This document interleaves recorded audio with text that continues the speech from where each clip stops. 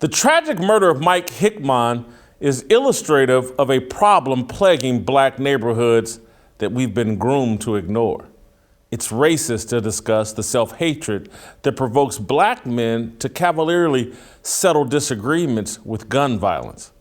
According to approved media wisdom, the random senseless murder of black men by other black men within black communities is a proximity crime that can only be solved by money, integration, and the passionate affection of white people. Mike Hickman would be alive today if white police officers properly loved black people. So would Hickman's sister, Jennifer. She was murdered a year ago, another victim of black-on-black violence in desperate need of white love.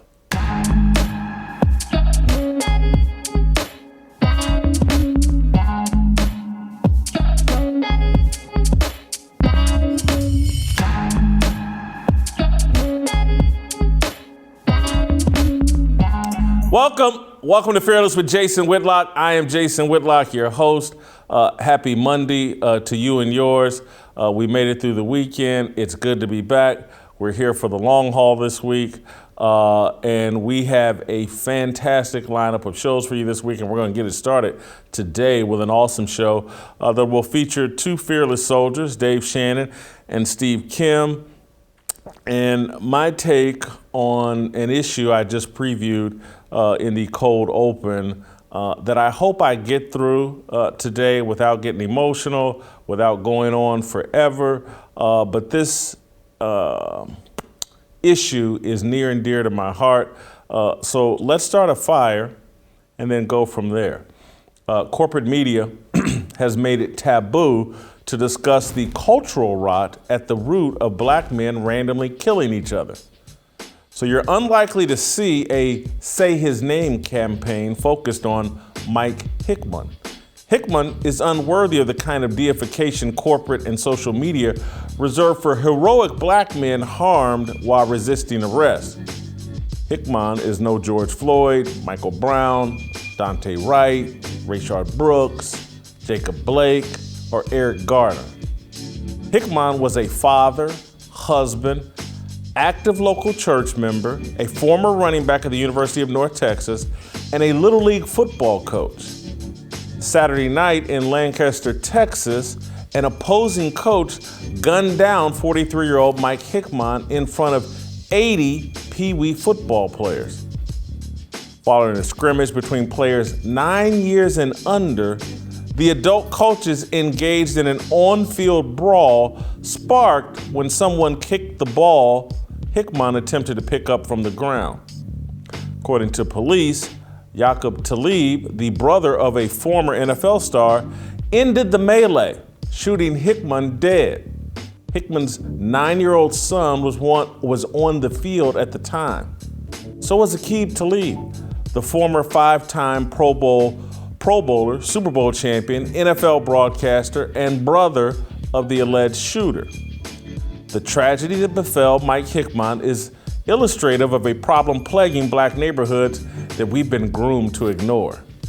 It's racist to discuss the self-hatred that provokes black men to cavalierly settle disagreements with gun violence. According to approved media wisdom, the random, senseless murder of black men by other black men within black communities is a proximity crime that can only be solved by money, integration, and the passionate affection of white people. Mike Hickman would be alive today if white police officers properly loved black people.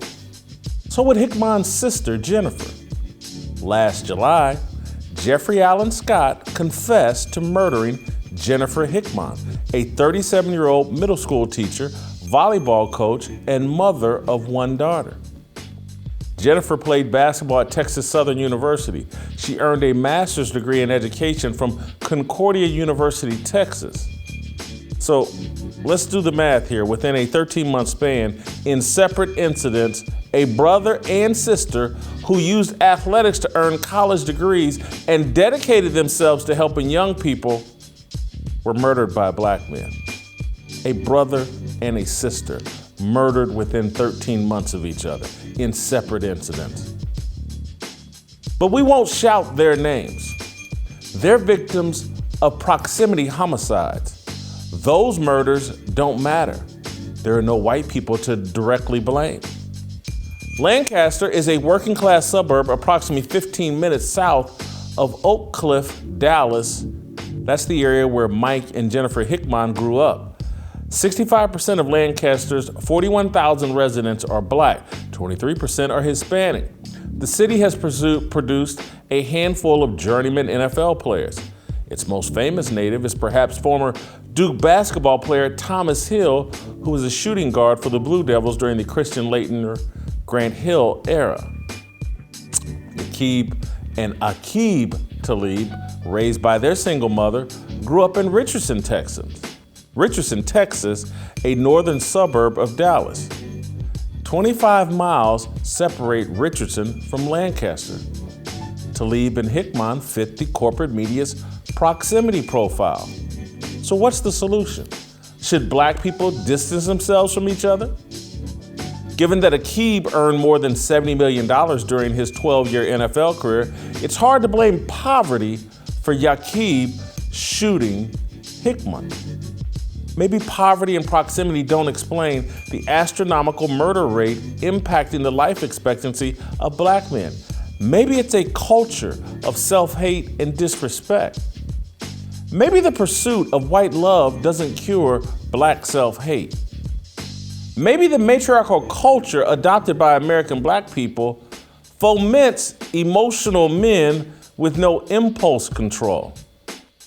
It's just a random thought. Popular culture has certainly normalized the denigration and destruction of black men. It's so normalized that American media companies seem to prefer black broadcasters with street credibility. At this time, we don't know Aqib's role in the Mike Hickman tragedy. We know that Aqib was there. Based on Aqib's history, it's hard to imagine a fight breaking out and Aqib choosing to sit it out. Let's go through this. In 2008, he engaged in a brawl at the NFL Rookie Symposium. In 2009, he was arrested after an altercation with a taxi driver. In 2011, Aqib and his mother were suspected of firing a gun at his sister's boyfriend. In 2017, Aqib and Raiders receiver Michael Crabtree had an ugly on-field skirmish. Aqib snatched a gold chain from Crabtree's neck. Shortly after his 2020 retirement, Fox Sports hired Aqib Talib to broadcast NFL games. Within the last few months, Amazon named Aqib part of their team to broadcast Thursday Night Football. Corporate media love black men with street credibility. It's all part of promoting a culture of violence and disrespect among black people who live in close proximity to each other. That's why gangster rappers such as Jay-Z, Snoop Dogg, Ice Cube, Dr. Dre, and Ice-T are presented as spokesmen for the black community, and Ben Carson, Thomas Sowell, and Clarence Thomas are framed as sellouts. You can discern the agenda of corporate and social media by the names black people are told to shout, the victims we're told to idolize, and the men deemed worthy of an outpouring of emotion. Mike Hickman, a college graduate, a father, a husband, an active member of his church, a volunteer football coach, meets all the criteria to be regarded as a pillar of his community. But he's no George Floyd. That speaks to a deadly cultural rot. That's my fire. Not quite done yet, because I want to play the actual video of the scene of what happened to Mike Hickman. We've seen fights at kids' Pee-wee, AAU, summer games and activities. We've seen parents out of control before. We knew that something like this was just around the corner. And we've seen this from all parents, not just black parents, but we've certainly seen it from black parents. This scene doesn't look unfamiliar until the gunshots go off and Mike Hickman is killed in front of his 9-year-old son and a bunch of other now traumatized kids. Let's play the video.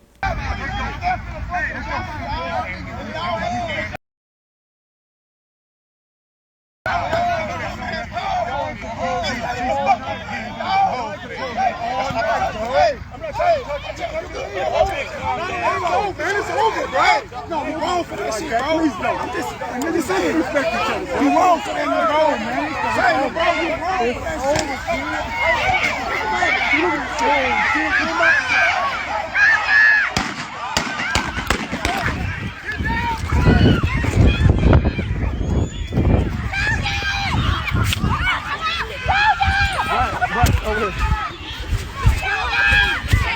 shit. Come on.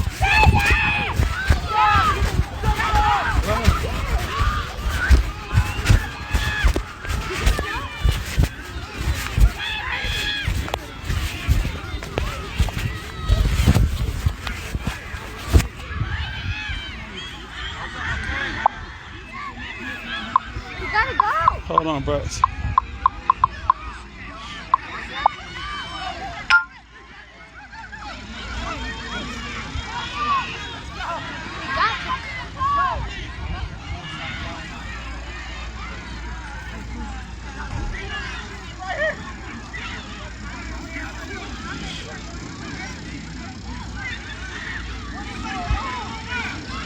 Wow.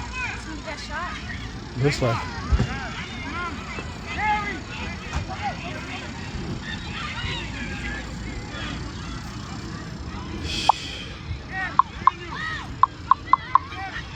So again, this is a tragic scene. It speaks to why I've been so consistently outraged about what are we leaving our kids? What type of society are we leaving our kids? I grew up playing Pee Wee football. I grew up going to Pee Wee football games before I was even allowed to play.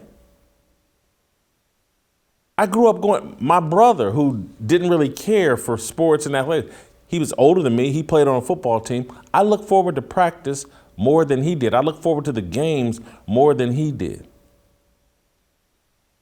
Sure, coaches may have argued and got a little heated, but what's become commonplace now, fights and brawls at these events, and now gunplay, and some of this is just a byproduct of where we've gone as a society in terms of there's so much money on the line. So again, when I was a little kid, professional athletes made nice livings, enjoyed a level of celebrity, but they made nice livings. Many professional athletes when I was a kid actually had second jobs, had jobs during their off season. There wasn't generational wealth on the line. And so now that professional athletes, professional sports are now swimming in money and the TV networks have come and taken them over and everybody's a movie star and everybody's in a fight to get generational wealth, 50 million a year, 10 million a year, 5 million a year. That has trickled down to the little league level where parents are now. Everybody wants to be LeVar Ball and raise 2 NBA players. Everybody wants to be the Watt family and have 3 brothers in the NFL. And so that process of seeing your child as a lottery ticket begins at the 9 and under level, begins at flag football games. This is why the parents are taking things so seriously. This is why emotions are running so high when you have created a culture where everybody, athletic talent and the development of athletic talent is seen as a lottery ticket, not just for the individual, but for the entire family. You set off a desperation, you set off Lords of the Flies at a Pee Wee football game, a scrimmage, not a game, a scrimmage. To quote Allen Iverson, we're talking about practice. You're arguing with the referees about a practice game. emotions run so high that you resort to violence after a practice. The fisticuffs, the fights, the whole thing at a practice. This is ridiculous, but it's not uncommon in this culture that we have created. It's not uncommon in this culture that we have created that people are losing it. And so I don't want to, I'm just providing further context around this. I'm not making excuses for anybody. I'm just trying to, we have, again, turned our kids into lottery tickets to some degree. Obviously, the violence and the brawl and all that stuff, clearly inappropriate. But to some degree, I understand why parents are spending so much energy and time trying to develop their kids as athletes. Let's take the professional lottery ticket out of it. Let's just take the expense to college, or these astronomical college fees to go to college. Just if you can get your kid a scholarship, how much money that saves you and what an advantage that is for that child. And so we have added a ton of pressure to the entire athletic experience to kids. And it starts at 6, 7, 8 years old. Are they getting the proper training, or are they in line? Are they making the proper moves, making the proper progress to get a scholarship, to be a candidate for a scholarship, to potentially be a professional player? We can look at this group of people and we can certainly wag a finger at them and say, this is ridiculous. But this is what this system has produced. All of the money that has been dumped into sports. And again, just think about the name, image, and likeness deals that college athletes are getting. Some of them making high 6 figures, some of them making as much as 7 figures while in college. All of this has a consequence. All of this adds to the pressure and the desperation that you saw pour out in this instance. None of what I'm saying is excusing the alleged shooter, Yaqub Talib. What he did is reprehensible and needs to be addressed, but won't be addressed because Mike Hickman doesn't fit the profile. He's not an ex-criminal harmed by a white person, and so we'll never discuss all the issues that have contributed to this tragedy that has taken his life. And a year ago, his sister murdered. No, I had our team look and we're like, is this being discussed on ESPN? This guy, Mike Hickman, is a former North Texas football player.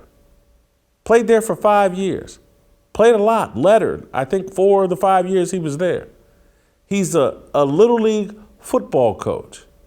His sister murdered, a former Texas Southern basketball player.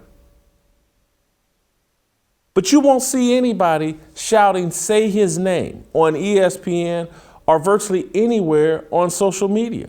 All the celebrities that love to come out and deify every criminal harmed while resisting arrest have virtually nothing to say. And maybe I'm looking in the wrong place. The only athlete that I've seen that said anything about Mike Hickman is Kendrick Perkins. Maybe there's others. I don't know. But I will say this. If Mike Hickman was out on parole, had been convicted of a bunch of crimes in his 20s, and had been shot and killed by a white man under any circumstance, and it was caught on tape, everybody would be shouting Mike Hickman's name. Everybody would melt down and act like the world had ended and we must do something to stop this type of violence. But the violence that took Mike Hickman's life, the violence that took his sister Jennifer's life, we say virtually nothing about. You can't find it on Twitter. You can't. ESPN hosted no segments about Mike Hickman as far as I could see. ESPN's, their Sports Center Twitter app tweeted out today something celebrating Nipsey Hussle. He would have been 37 today. ESPN Sports Center tweeted out something about Nipsey Hussle, a rapper. They somehow have connected him to the sports world. They threw him in a Lakers jersey, and maybe he was a Lakers fan. But he wasn't Jack Nicholson. I didn't see Nipsey Hussle sitting courtside. No one knew who Nipsey Hussle really was outside of LA until after he was gunned down by a black criminal. But Nipsey Hussle was just some rapper with no connection really to the sports world. Yes, he was friends with a few professional athletes. But again, we can point to Nipsey Hussle, who rapped about gangbanging and and you know what? He said a few things about being a businessman, being an entrepreneur, and giving back to his community. I get it. But we know what Nipsey Hussle rapped about in reality most of the time to gain attention and fame and whatever bit of wealth that he had. Gang stuff. He portrayed himself as a criminal. He's worthy of deification. He's a victim we can talk about, and ESPN 2-3 years later we got to remember, Nipsey Hussle would be 37. But a former college football player who had dedicated his life to coaching little kids, raising his sons, marrying a black woman, marrying a woman, period. The black thing is irrelevant, but I'm just mentioning it. This dude, let's ignore him. Let's not talk about him. Let's not talk about the tragedy that befell him, befell his sisters, and befalls thousands of young black people annually. Thousands annually. Let's call that a proximity crime, but if 15 resisting criminals get killed a year by some white man or white police officer, that's an epidemic that must be stopped. Thousands of black men die annually because we can't settle disputes and disagreements without resorting to violence. Thousands. Let's ignore it. Let's don't talk about it. Let's deal with the 10 or 15 incidents where a resisting criminal gets harmed by a police officer. Let's stop that.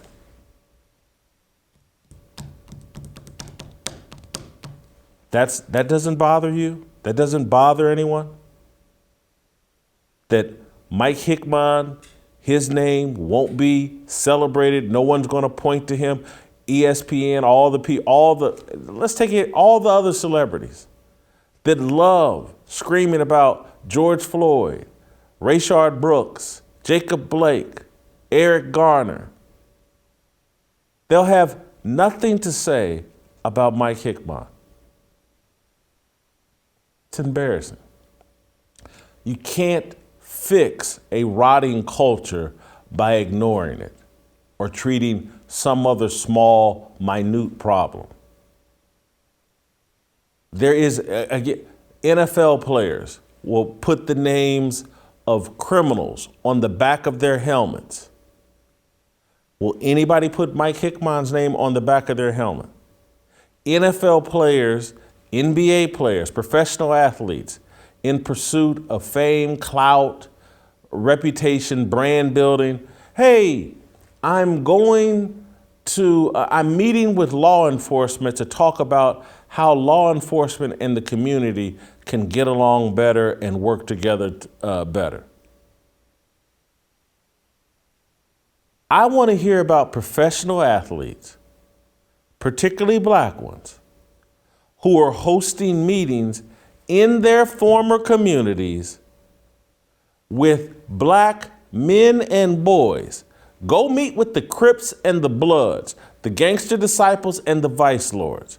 Go meet with them about improving their ability to get along with each other. Who's mediating those disagreements, those disputes? Who's promoting healing and a better life and environment, atmosphere, willingness to get along among gang members? We're not doing that. What we're doing, Stephen Jackson,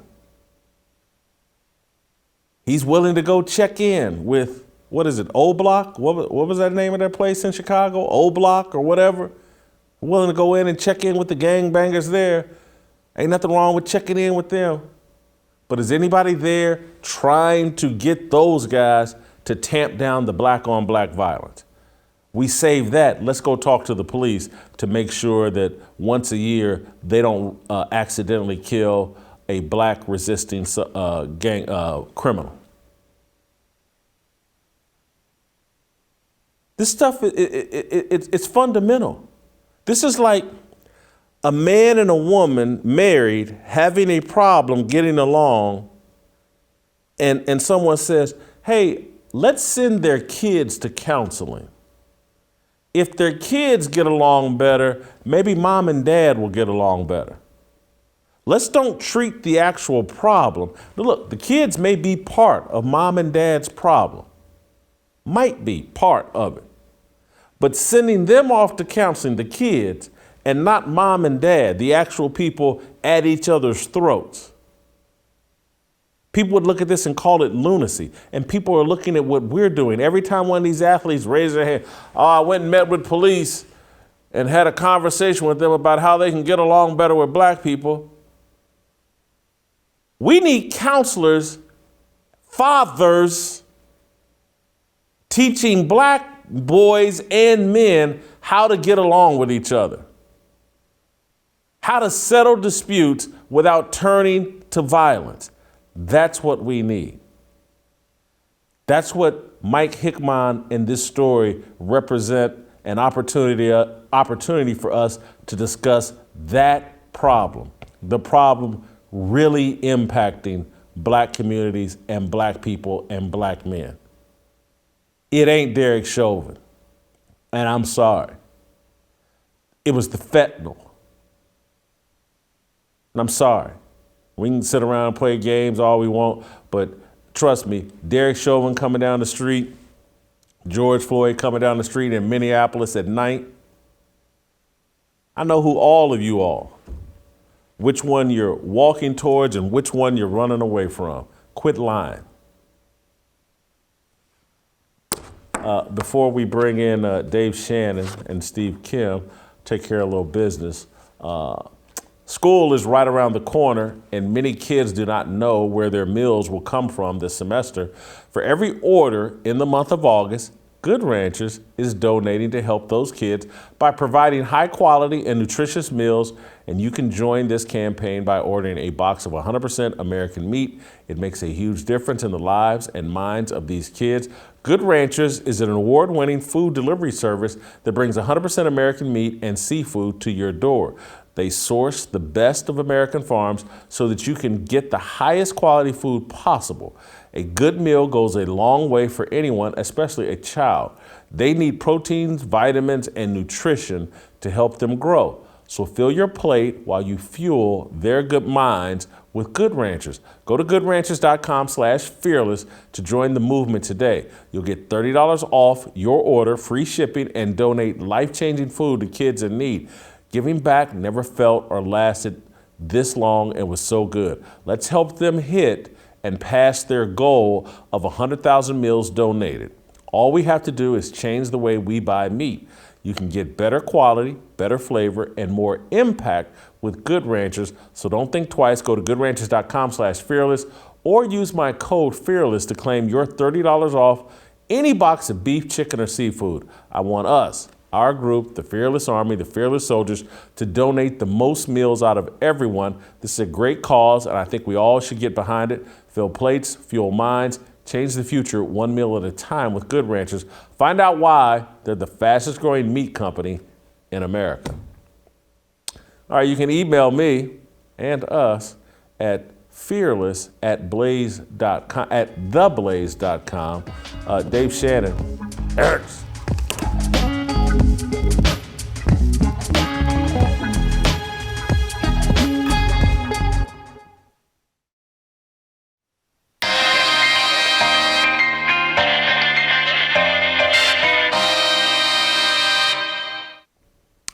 All right, welcome back.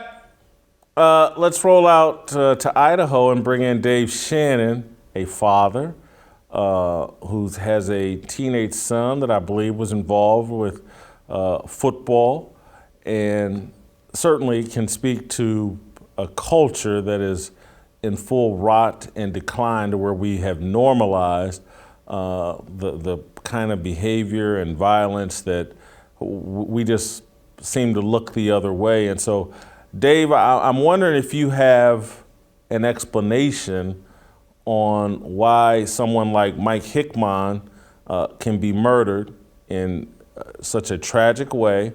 It's caught on tape. It's senseless. It's done in front of a bunch of kids. And no one seems to care nearly as much about Mike Hickman, belongs to a church, college graduate, married, father of 3, volunteers to coach little kids. No one cares about him, but everyone cares about Ahmaud Arbery, George Floyd, Eric Garner, and everyone else. Why is that? First, Jason, I just got to say this is devastating. When you think about what sports are supposed to be for us, in one sense or another, they're great and entertaining in one way, but they're also a cultural stopgap in another. When we have the lack of fathers in the community, when we have social and cultural things breaking down, sports are kind of the thing that help us remember, oh, this is what virtue looks like. This is what sportsmanship looks like. Oh, this is what it looks like to win and what it looks like to lose. And this is how you do it with virtue and with grace and with kindness. And here's how you become a man. This is how you work together with the team. And to see the sports now get flipped completely upside down to where we have men who are supposed to be teaching other boys who don't, or who might not necessarily have this kind of leadership, they're the ones teaching them now it's okay to lose your temper and to do all the things that sports are supposed to teach you to do all the things backwards and lose it and shoot somebody else. This is devastating. The reason that the tool of sports isn't working anymore is because the people are broken. The society is broken. If those are broken, then they don't expect the tools to work very well because they don't know how to use the tools well. I think that the Democratic, the left, the liberal party that is after destroying America, particularly black men, I think there's a special point and place in American culture that black people have. And I think the left is trying to diminish that, destroy that. And the way that they're doing it is getting us to devalue each other. Getting us to devalue each other at 2 places particularly. First, at the point of birth, at life, we have the most amount of abortions out of any other societal group. We have completely devalued each other after that in the streets and everywhere else. And when you can get a group of people convinced to kill themselves, you have completely had them accept the devaluing so that they are ineffective in whatever fight and battle they're supposed to be in America.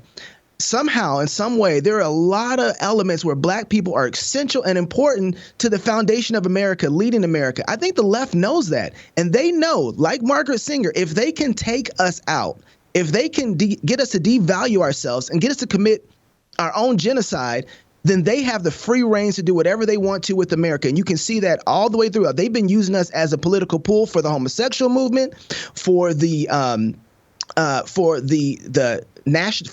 of nationalism, globalism. They've been using us in every area of society to try and manipulate everybody else to come underneath this kind of one world umbrella. And it's been amazing. And so I'm not surprised that we see this thing happening with black culture and black people. What I am surprised about is that we are taking the bait. We have taken the bait and we know better. We've forgotten who we were and what we did and where we've come from.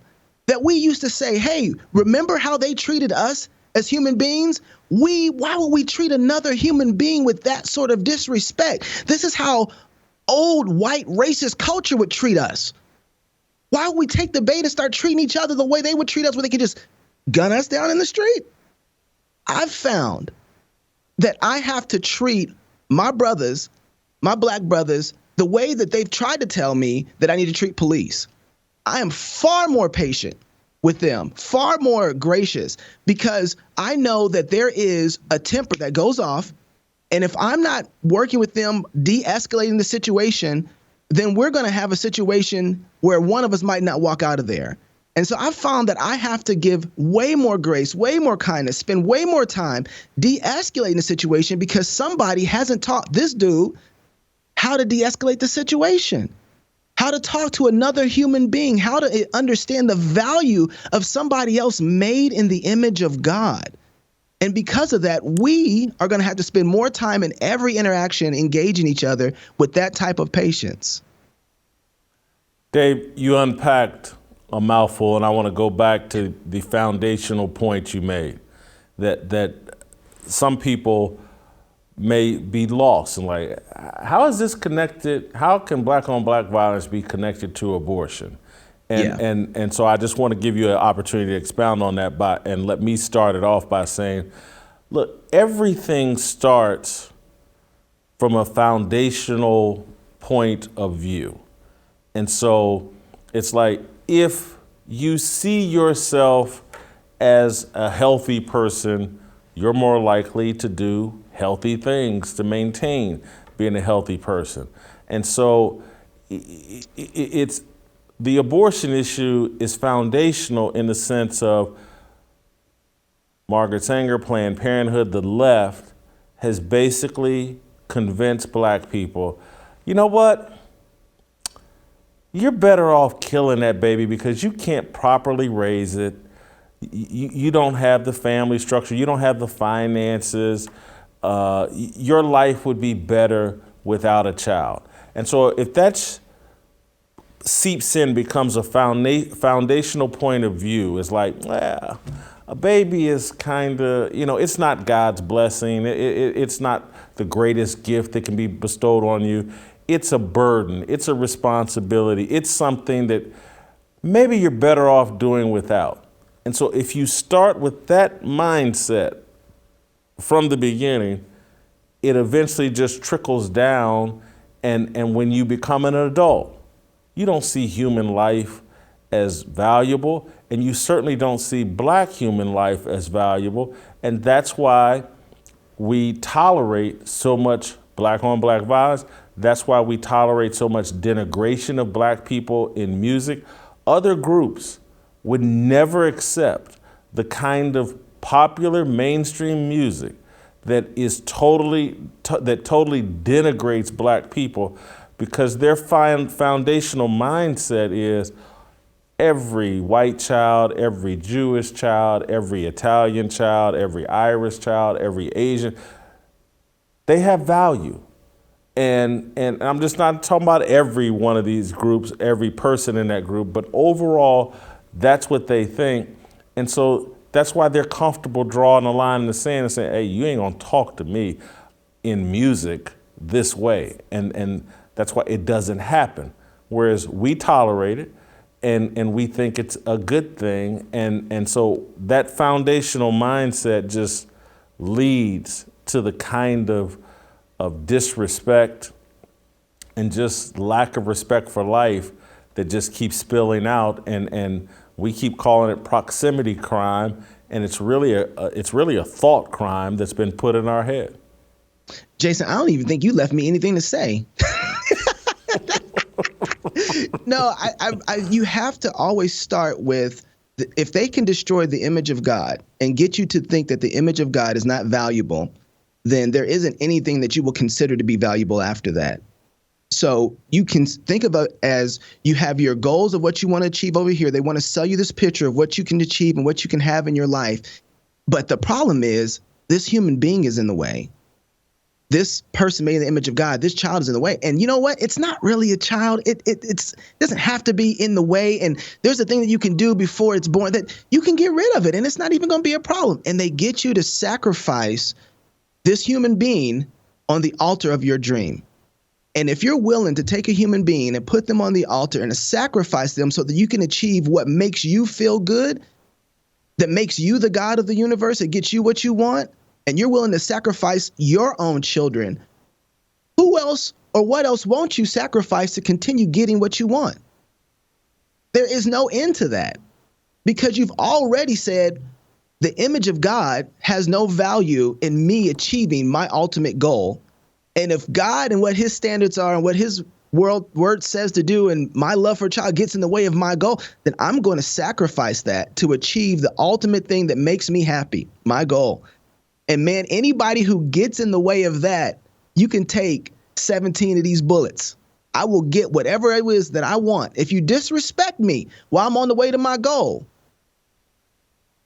See, once you get rid of the image of God out of the situation, then you can put your own image in that place and you become God.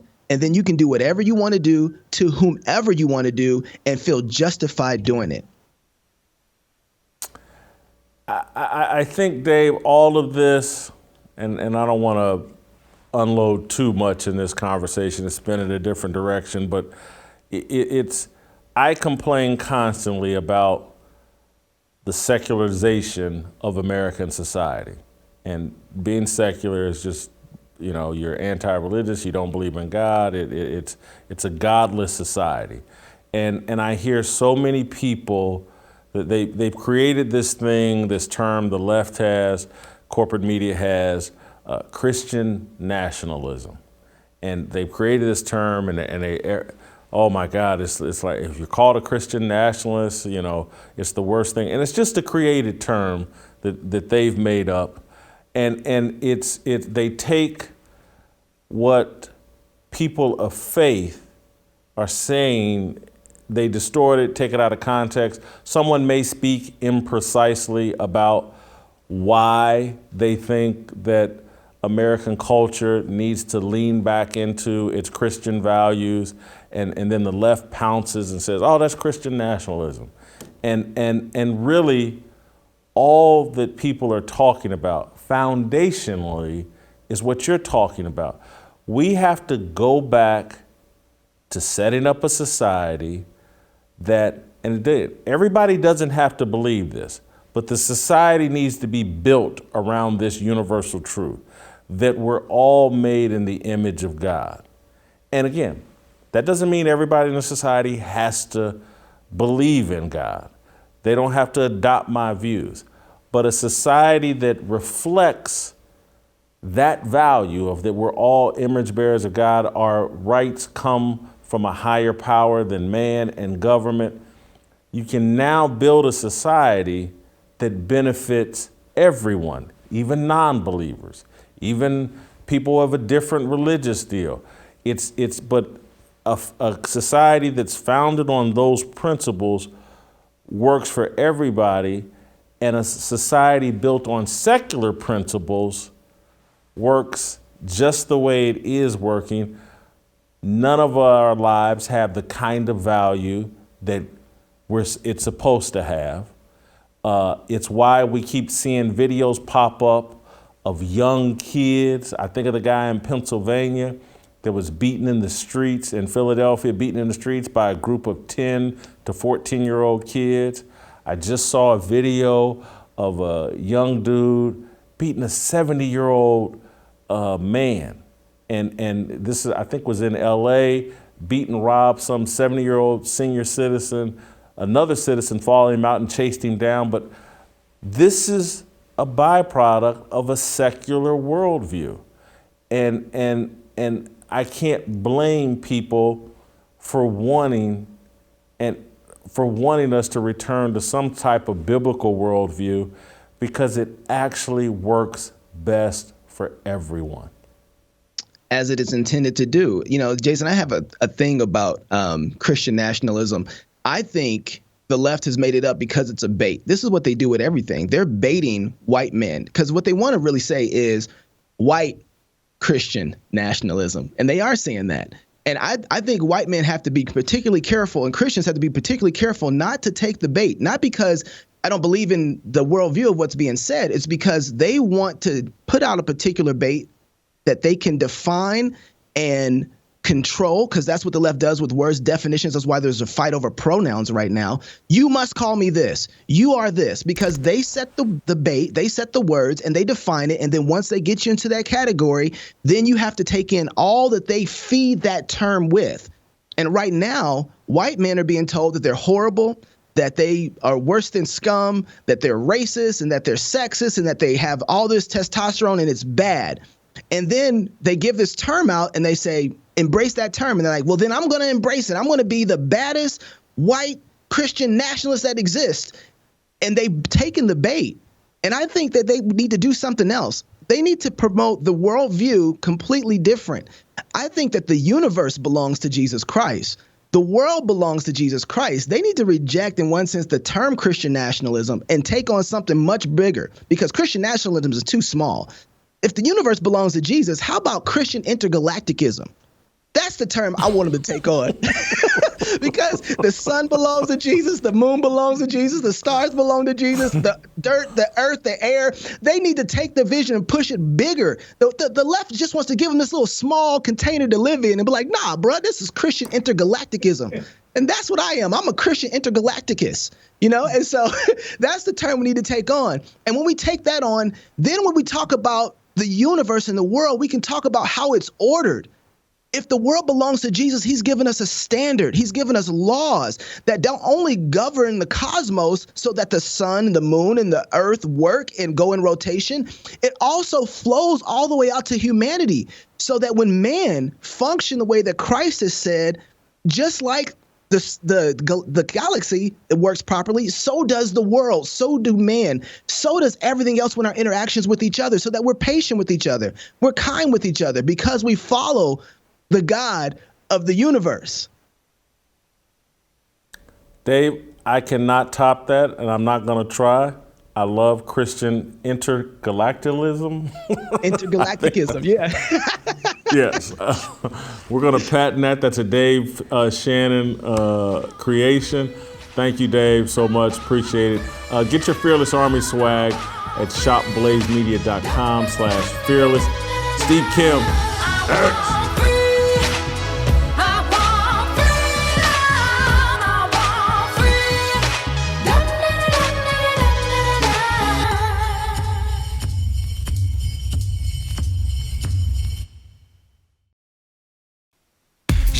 다 빨리 박수 쳐 기다리지 말고 서둘러 Reason that I'm back is to feed you raps I see that you are 배불러 So fly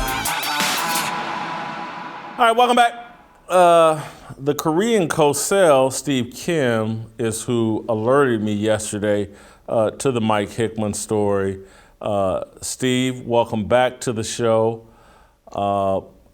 We need to be a bit careful here because I want to talk with you about Aqib Talib, and it's his brother who is the alleged trigger man, not Aqib. However, there are some people suggesting that Aqib was involved in the altercation, and I think Aqib's lawyer has acknowledged he was there. There are people suggesting that Aqib and his brother have a reputation for being boisterous and aggressive at these youth football games in the Dallas area. And then when you look at Aqib's background and propensity to be involved, I talked about a lot of that in my Firestarter. If there was going to be a former football player, high-profile football player, 5-time Pro Bowler, Super Bowl champion, was on some very good Patriots teams, I think won a Super Bowl with the Broncos. There was going to be a former player involved in any way in an incident like this. I think Aqib Talib would be on a short list of candidates. Yeah, I mean, Jason, I don't want to cast aspersions, and obviously we're not there. You have to let due process play out and let the witnesses and all the legal authorities really sort this out. But I think we'd be dishonest if we were to be asked, guys, are you surprised that Aqib Talib and his brother were involved in an incident of this manner?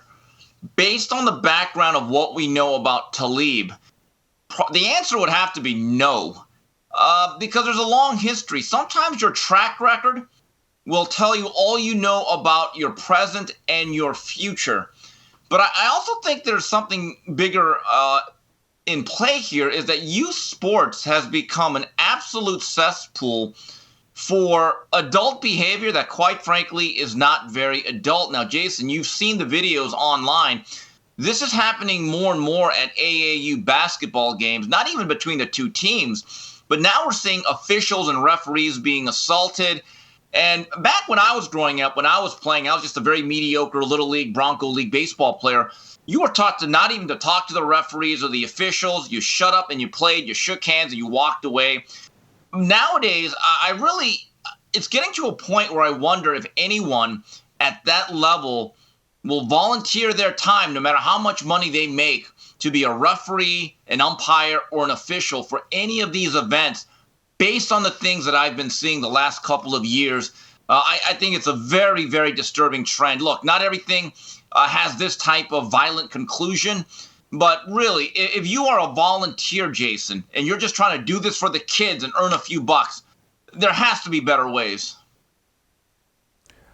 Steve, how much of this do we blame on the fact that there's been so much money poured into sports, and getting a college scholarship can potentially make you a millionaire, or certainly make a lot more money than your family ever had through this name, image, and likeness stuff?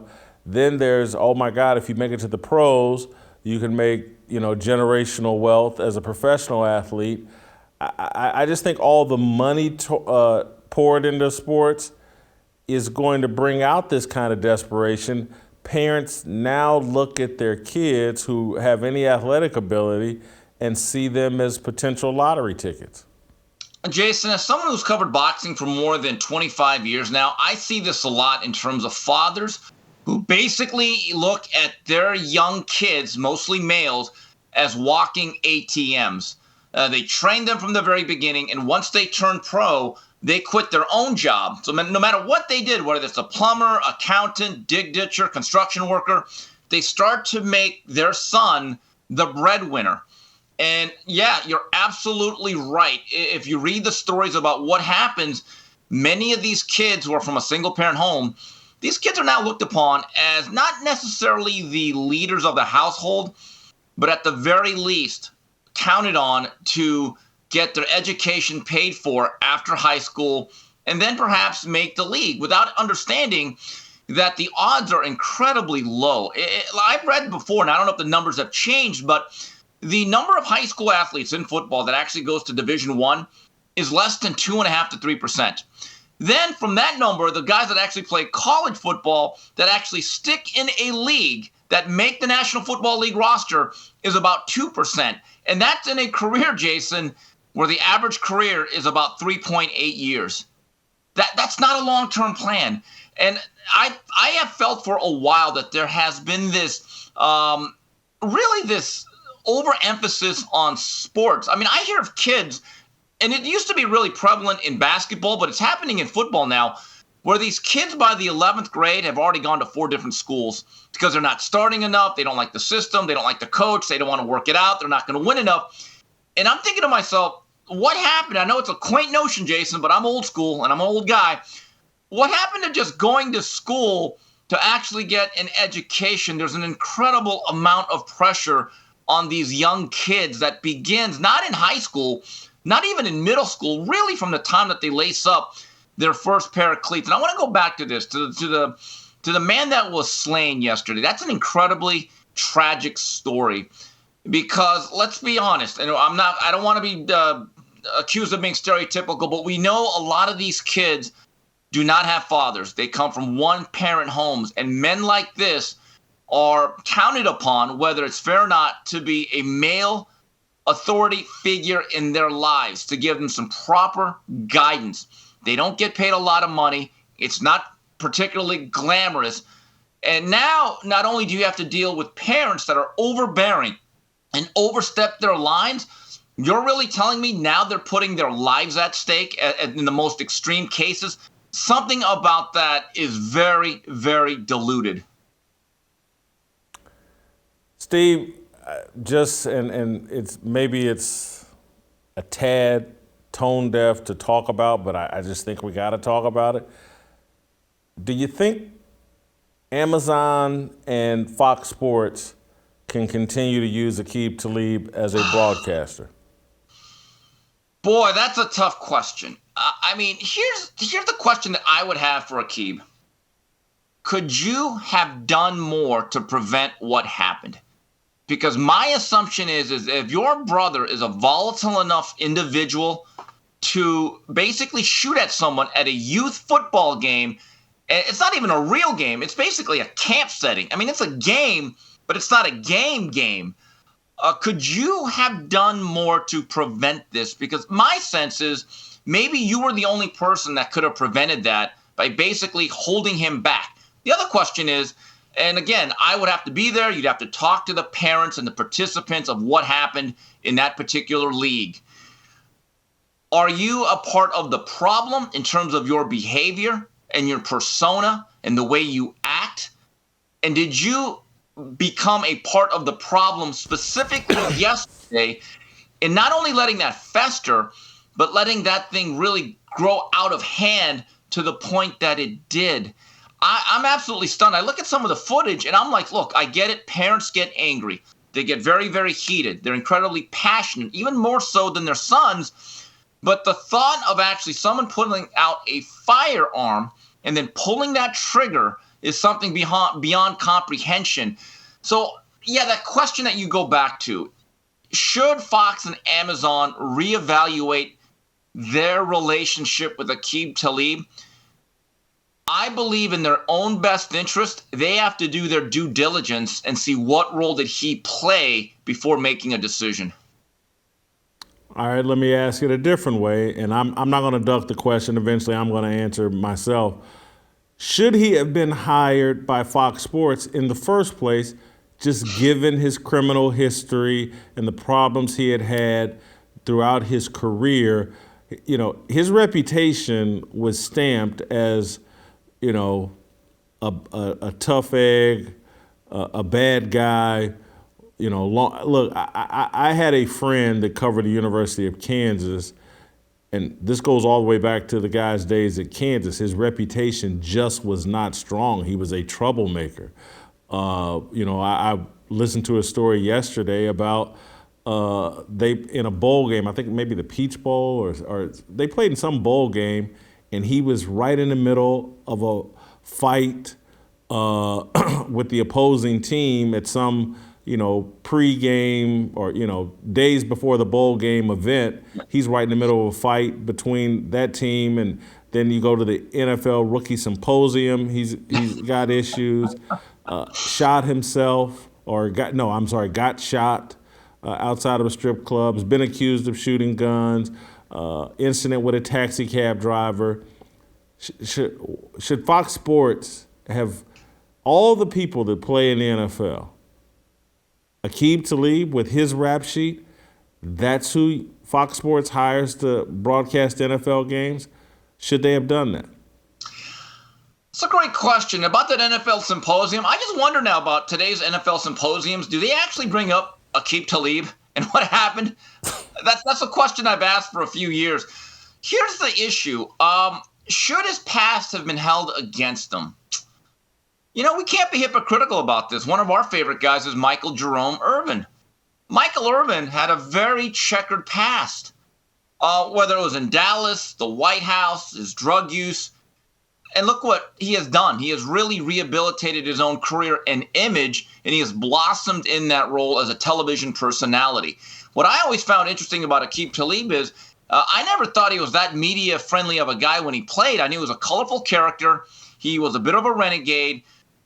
When I hear him on interviews, and I've seen some of his broadcasting stuff, it's a very, very unique style. It's not necessarily polished. It's not the traditional color analyst, but I actually enjoy it. Now, I don't know if it actually works in a game setting.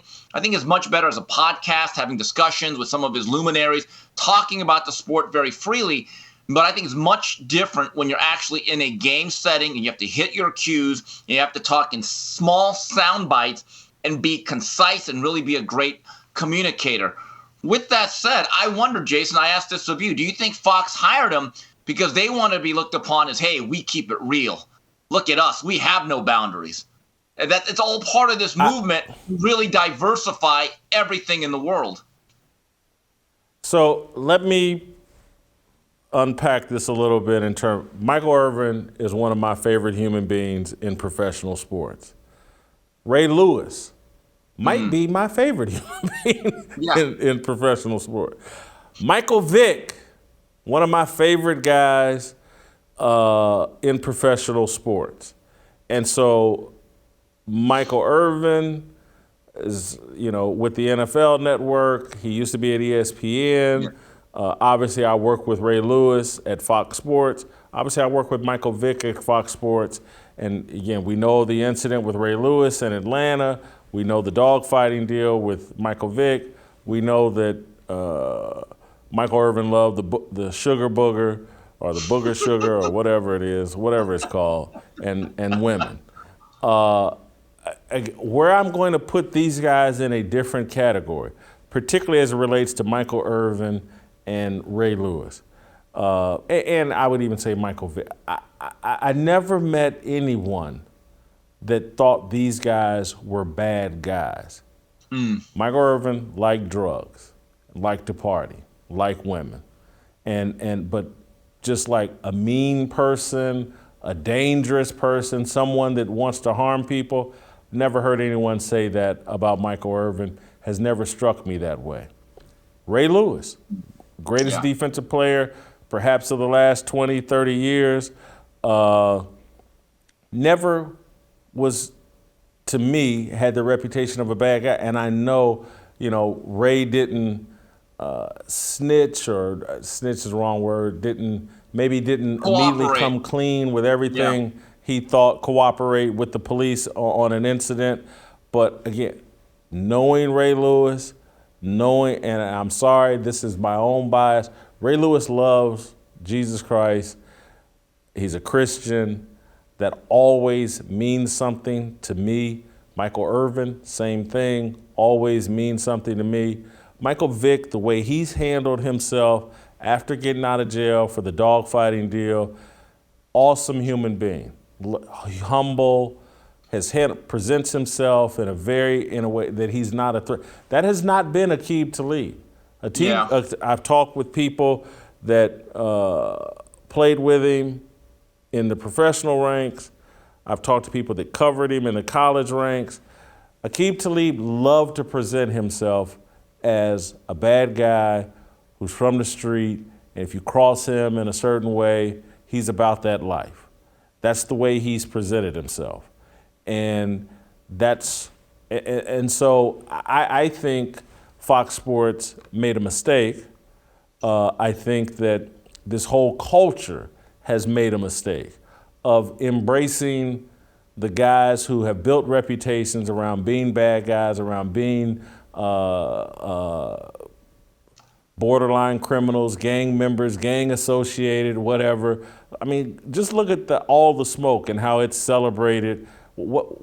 Matt Barnes is known for being a tough guy who got in a bunch of fights and tried to beat up Derek Fisher. That's his reputation. And no one's going, oh, Matt Barnes hit this shot or that shot, or he was this critical member of a championship team, blah, blah, blah. And unfortunately for Steven Jackson, his off-field behavior overshadowed the fact that he was a hell of a basketball player and was a part of some big games and a championship team, I think with San Antonio. That's all overshadowed by the malice in the palace, being the tough guy there, incident at a strip club in Indianapolis where he pulled out a gun.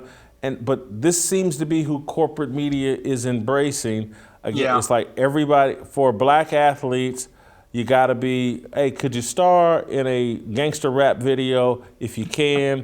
then we can put you on TV. That seems to be the standard. And it's like all these guys, like the white guys got to have squeaky clean backgrounds, and the black guys got to have domestic violence problems or other law enforcement problems. Then we can give you a job. And this is across the board. It's not just Fox Sports. I see it. I see it everywhere. Jason, you just described the music industry then, about the black and white and the expectation of personalities and persona. And you know what? You got me thinking about this. You're right. It's one thing to make mistakes, but your willingness to make amends and your willingness to be rehabilitated as a person, I think matters. Because you're right. I don't want an incident from a young man at age 20 to hold him back after a really nice career at age 35 to be prevented from the next chapter of his life. There's something about that that's very unfair. But you're right. Time and time again, Aqib Talib is the very essence of that old skit, when keeping it real goes wrong. He kept going wrong. So here's my amended answer based upon that excellent evidence and that dissertation you gave. Okay, I give you credit. If it is found that Aqib Talib was precipitating what took place and threw gasoline on that fire, again, and I'm not Fox and I'm not these other networks, then I would cut ties with them. Bottom line. Yeah, I think it's going to be rough to eat, regardless of what they reveal, because when people think of Aqib Talib now, they're going to think about the murder of Mike Hickman. And that's a tough thing to overcome. Hey, I'm just tuning in to listen to a broadcast of the game, but here's the guy whose brother participated in the murder, and Aqib was there, and we'll find out, I guess, over the course of time what role Aqib played. There are a lot of people speculating that he played some role. We'll find out whether it was a positive or a negative role. We'll find out shortly, you would think. Although, again, who knows? The way things get covered up, and if you're part of a protected group or space, or maybe it'll enhance his reputation. Snoop Dogg got accused of murder, and it enhanced his reputation. Every rapper, wants to go to jail or be accused of something, and it was Bobby Shmurda or whatever he did. Meek Mill, going to jail and getting in trouble seems to enhance your reputation in this time and era, and so maybe that's what will happen with Aqib Talib. We'll have to stay tuned for that. Steve, great job. Thank you. Love that you got the Fearless Army swag. Mike Hickman, I want to make a little final comment myself before we get out of here. Mike Hickman, 43 years old, member of his church, active member of his church. Former player in North Texas, married, 3 kids, sister Jennifer Hickman, also murdered a year ago in the Dallas area by her ex-boyfriend. And we got to snap out of this thing of, hey, they weren't killed by white people. They weren't killed in a dispute with white law enforcement. Nothing to see here. How can that woman went to college on a basketball scholarship, played basketball at Texas Southern University. That man, her brother, went to North Texas on a football scholarship. They both come back basically to their hometowns and start making an impact in the Dallas area. They grew up in Oak Cliff in the Dallas area. They come back and start making a difference in that area with young people. Murdered. And no one's going to talk about it. No one's going to shout their names. They're not going to be deified. We're not going to try to address the issues that took their lives. This mentality that black lives don't matter. Because if they did, they'd matter from the womb to the tomb. But again, black lives don't matter. That's the real message of the Black Lives Matter movement. That the only lives that matter are the black men killed by white people, white police officers. Those rare instances, very rare instances, When that happens, that's when the life matters. We'll step over 1,000 dead bodies. We'll step over 10,000 dead black bodies killed by other black people to find the one resisting criminal suspect allegedly killed by a white police officer and fentanyl. We'll deify, build monuments, change national holidays for that person and say nothing about Mike Hickman. You won't hear LeBron James tweeting about Mike Hickman. You won't hear any of these celebrities tweeting about Mike Hickman. There won't be a Mike Hickman hashtag. Maybe someone will pour out some liquor for him, but that'll be as good as it gets. All right, we'll see you tomorrow. The countdown coming off the breakdown, standing in line for freedom. Looking for a breakout, feeling like a standoff, nothing in life like freedom. Came like a fighter, striking like a ladder, making all these moves for freedom. I want freedom. No negotiation, my sister, no relation. We all just wanna have freedom. Sitting on the corner, never been alone. I'm breaking my back for freedom. Blessed, we are living, get back. We are receiving, all deceiving. We all wanna be free. We want freedom.